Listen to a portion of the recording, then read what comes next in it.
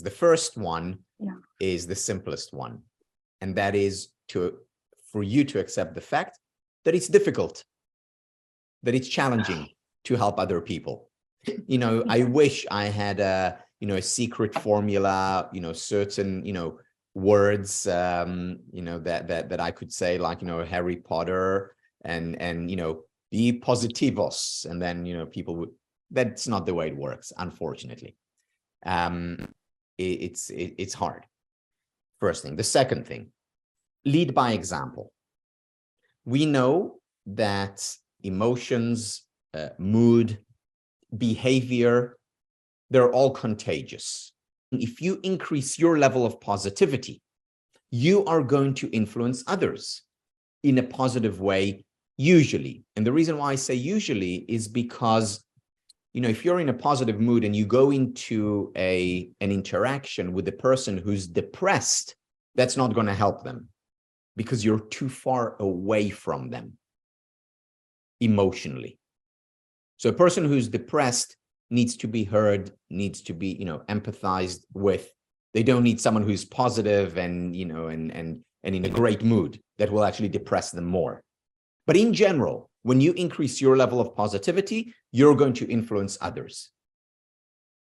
In other words, just continue working on your happiness. And by doing that, you're also working on other people's happiness indirectly.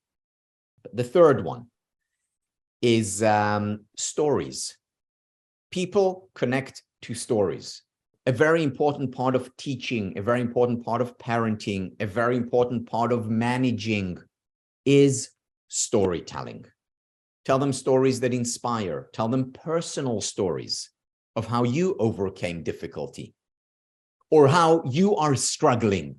And when you tell stories, you're not preaching, you're not teaching them in a way that, you should do this, be more positive, or you should stop doing that, be so negative.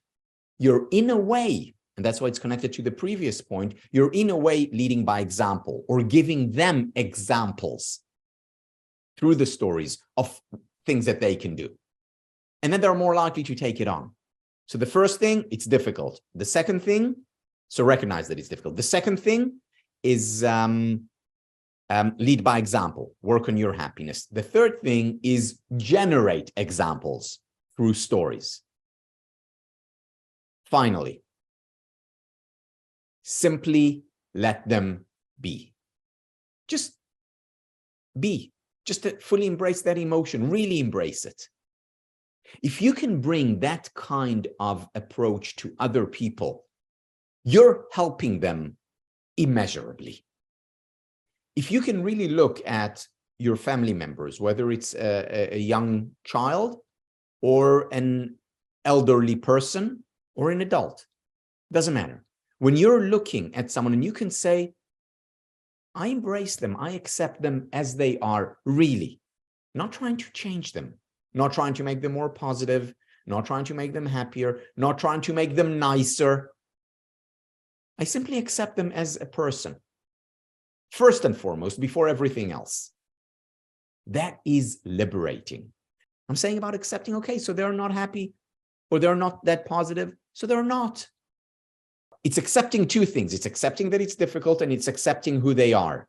And then working on changing yourself and then sharing stories. This would be the order. Accept that it's hard, accept them for who they are, really give them the space to be.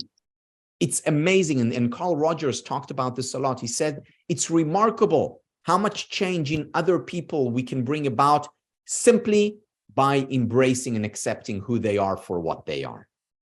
And, and I think about it in the context of my kids, for example. Yeah, as a parent, many parents want their kids to be a certain way. They want them to, work hard in school or, be very, kind and generous all the time, be happy. We have certain, image of how we want our children to be, or our partner, or our colleagues, or our employees, or our parents, or even ourselves. And we can save ourselves and others a lot of trouble and bring about a lot of positive change by starting with acceptance. And when we create that true, genuine acceptance for ourselves or others, this is fertile ground for growth. for flourishing. Easier said than done. Easier said than done.